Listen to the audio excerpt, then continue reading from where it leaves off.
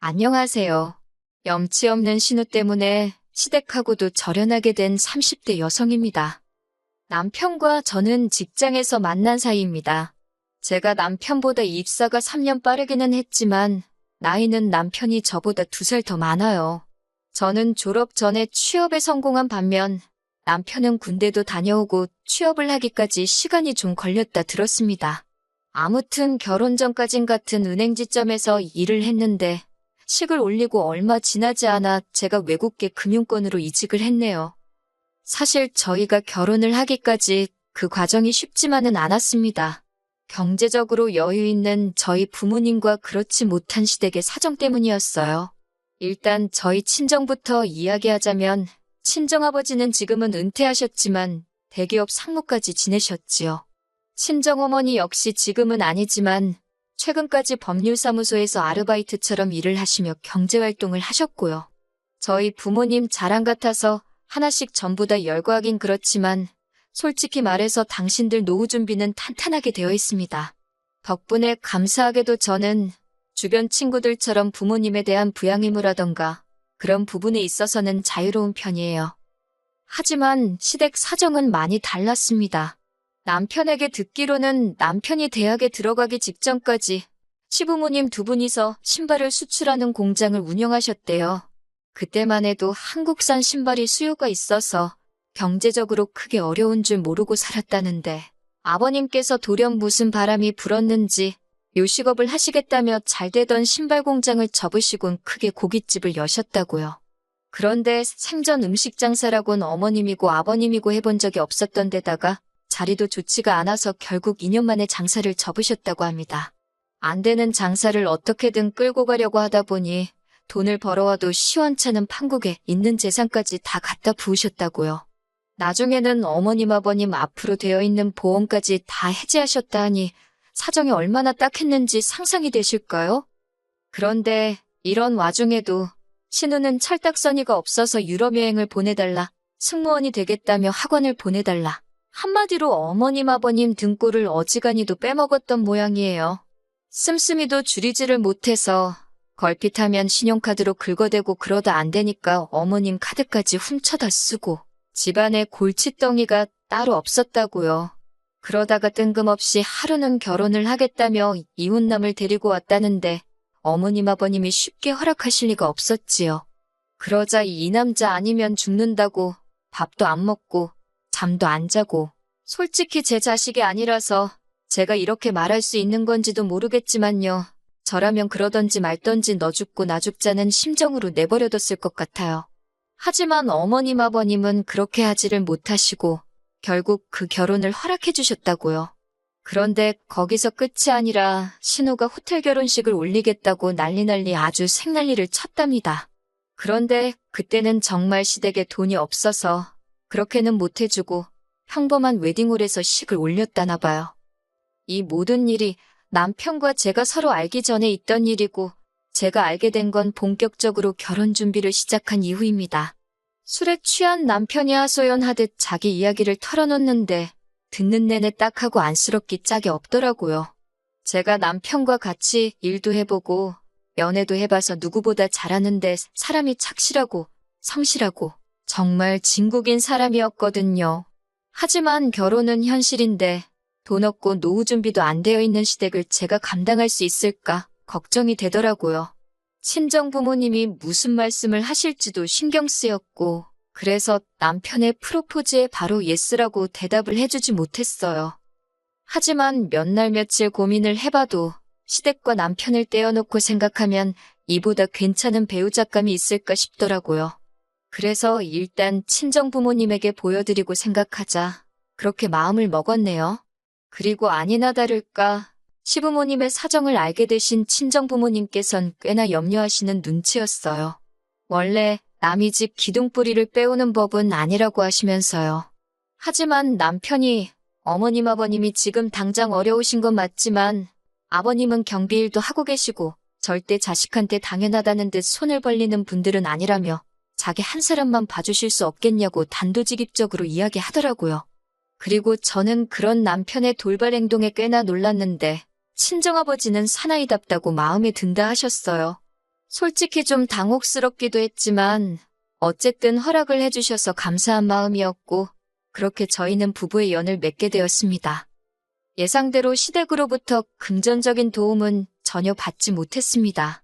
결혼식은 친정부모님이 전부 부담하셨고요.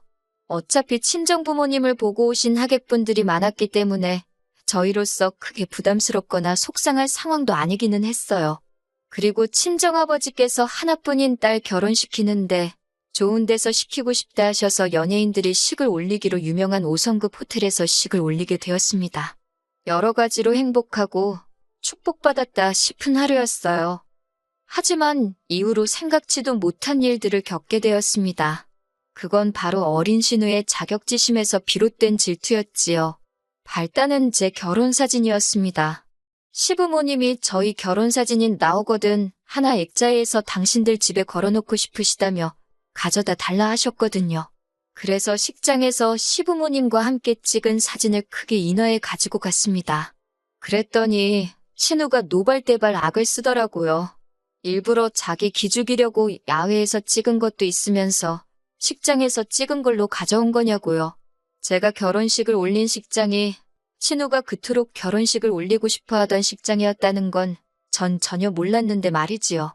신우는 어머님 떨어 둘 중 하나만 걸어놓으라며 딸인지 며느리인지 고르라는 말도 안 되는 억지를 써댔는데 어머님이 난처한 듯 제 눈치를 보시길래 저는 괜찮으니 계속 신우네 사진을 걸어두시라 했습니다.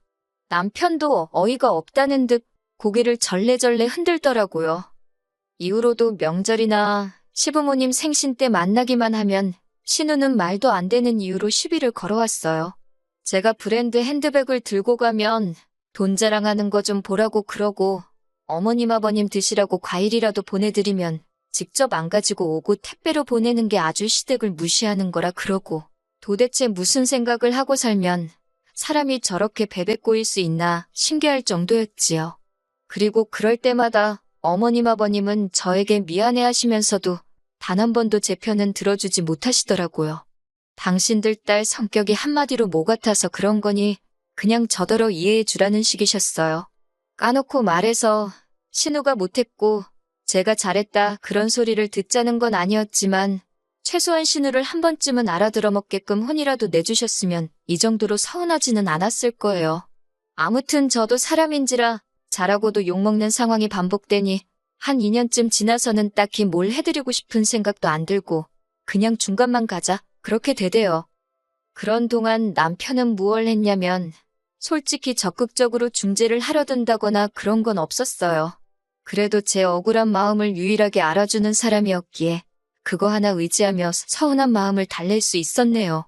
그리고 남편은 남편대로 저희 친정아버지랑 낚시도 다니고 살가운 사위 노릇을 하려고 노력해 주었고요. 하지만 얼마 전 있었던 일로 신우뿐만 아니라 시부모님과도 저희 부부는 연을 끊게 되었습니다. 지금 다시 생각해봐도 도대체 신우의 정신나간 사고방식을 이해할 수가 없네요. 아버님의 칠순이 지난달이었어요. 요새 환갑은 너무 흔해서 안 챙긴다고 하지만 그래도 칠순은 의미가 남다른 것 같아 남편과 무얼 해드리면 좋을지 이런저런 이야기를 나누게 되었지요. 그러다 제가 친정부모님은 환갑 때 유럽에 다녀오셨는데 너무 좋아하셨다는 이야기를 했어요. 그러자 남편이 두 분이서 그런 여행도 다니시냐며 너무 보기 좋고 부럽다 하대요. 어머님 아버님은 유럽에 가보신 적이 없냐고 물으니 남편이 하는 말이 유럽은커녕 어머님은 비행기 자체를 타본 적이 없다더군요. 그래서 제가 그러면 이번에 두 분 해외여행을 보내드리면 어떻겠냐고 먼저 물었습니다. 남편이 그 작은 눈을 땡그랗게 뜨고는 진심이냐고 묻길래 진심이라고 했지요. 첫 비행이시라 멀리 가는 건 걱정된다고 하셔서 동남아로 5박 6일 여정을 생각하고 계획을 세우기 시작했습니다. 마침 친한 친구가 여행사에서 일을 하고 있어서 생각보다 편한 코스를 저렴하게 모실 수 있겠더라고요. 그러다 남편이랑 저까지 같이 가자는 이야기가 나왔어요. 어머님 아버님이 먼저 나이 든 사람 둘이 가서는 무슨 재미로 놀겠냐며 너희도 같이 가면 안 되겠냐고 그러셨거든요. 그런데 이 소식이 누구 입을 통해서인지는 모르겠지만 신우한테까지 들어간 게 화근이었습니다. 신우가 대뜸 전화를 해서는 자기 아버지 생신인데 왜 저희 부부끼리만 계획을 세우냐면서 서운하다 그러는 거예요. 자기한테 한마디 언질이라도 해줬으면 얼마나 좋았겠냐고. 그래서 제가 아가씨한테 부담될까봐 말 안 했다고 그렇게 서운해할 줄 몰랐다 했어요. 그리고는 지금 예상 경비가 이 정도는 들 것 같다 이야기하며 아가씨네가 반을 부담할 수 있겠냐고 물었습니다. 그랬더니 신우가 펄쩍 뛰면서 자기네랑 상의하고 정한 것도 아닌데 자기네가 그걸 왜 반이나 내야 하냐고 그러길래 그럼 말라고 했네요. 처음부터 신우네에게 돈을 받을 걸 염두에 두고 계획한 여행도 아니었기에 신우의 그런 반응이 어이없긴 했어도 기분이 나쁘고 그런 건 없었습니다. 그리고 며칠 뒤 어머님 아버님이 모처럼 가족끼리 모여 식사라도 하자 하셔서 시댁에 내려가게 되었지요. 시댁에 도착하니 어머님 혼자 부엌에서 동분서주 하고 계시길래 얼른 저와 남편도 양팔을 걷어붙이고 식사를 준비하기 시작했어요. 그러자 신우가 남편더러 오빠가 거기서 뭐 할 게 있냐며 오빠 나오라고 야단이더라고요. 어이가 없어서 남편을 쳐다봤는데 남편도 남편대로 짜증이 났던지 신우더러 네가 여기 올 거 아니면 신경 끄라고 무안을 줘버리대요. 그렇게 식사를 하고 후식을 먹다가 아버님 칠순 이야기가 나왔습니다. 아버님이 벌써 주변 분들에게 아들 며느리랑 여행 간다고 자랑을 다 했다며 말씀을 꺼내셨거든요. 그러자 신우가 갑자기 포크를 던지듯 내려놓더니 저더러 자기네만 빼놓고 기어이 그 여행을 가야겠냐고 소리를 지르는 거예요. 황당하고 어이가 없어서 제가 신우를 쳐다보니까 저더러 야, 너 그러면서 돈 가지고 사람 무시하지 말랍니다. 있는 집 딸이라고 유세 부리는 거냐면서 여행을 갈 거면 다 같이 가던가 아니면 안 가야지 왜 자기네만 빼놓고 가냐고 그래요. 그래서 제가 아가씨한테도 물어보지 않았냐 그랬더니 돈 보태기 싫다 하지 않았냐 그래놓고 웬 억지냐니까 저더러 왜 어머님 아버님 건 내주고 자기네 건 안 내주냐입니다. 어처구니가 없어서 억지도 이런 억지가 어디 있나 싶더라고요.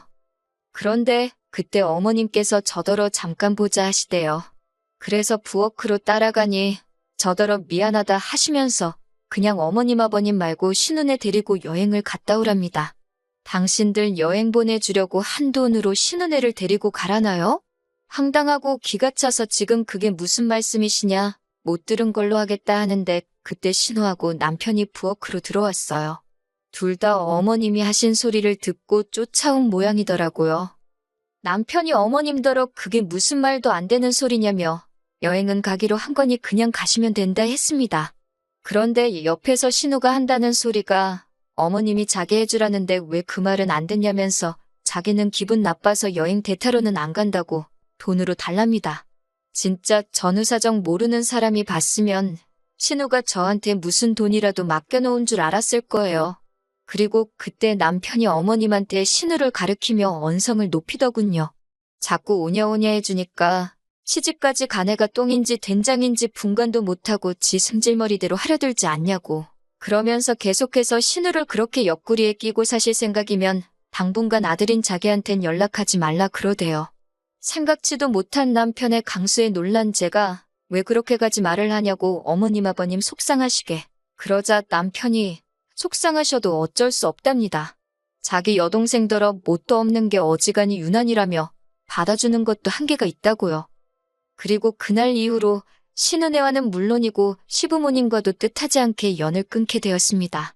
제가 표현은 연을 끊었다 하지만 솔직히 어머님 아버님한테 일방적으로 연락은 계속 오고 있어요.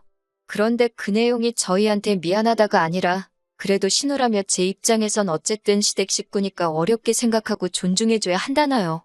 그러면서 그냥 미안하다고 한번 숙이고 들어오래요. 제가 중간에서 역할만 잘하면 저희 남편도 못 이기는 척 넘어올 거라면서 그 문자를 저 혼자 보고 가슴에 묻었어야 할까요? 하지만 저는 결국 남편에게 다 보여주었습니다. 남편 하나 보고 이 결혼을 한 건데 남편한테까지 숨겨가며 참고 살긴 싫더라고요. 그리고 다행히 남편은 이번에도 제 편에 서주었습니다. 어머님 떨어 계속 이렇게 하실 거면 그냥 모르는 사람처럼 살자고 했더라고요. 하나뿐인 딸한테 넘치는 효도받고 사시라면서요. 아버님 생신은 어떻게 잘 챙기셨는지 어쨌는지 모르겠어요. 식사라도 하시라고 당분간은 마지막이다 생각하고 20만 원 보내드렸는데 솔직히 부모 자식은 하늘에서 맺어준 인연이라는데 평생 안 보고 살 수야 있겠어요? 가능할 거라 믿지도 않고 원하지도 않네요. 하지만 적어도 다시 마주하는 그때에는 어머님 아버님이 저희 진심을 알아주시고 신우에게도 보다 객관적인 눈을 갖고 계시기를 바랄 뿐입니다.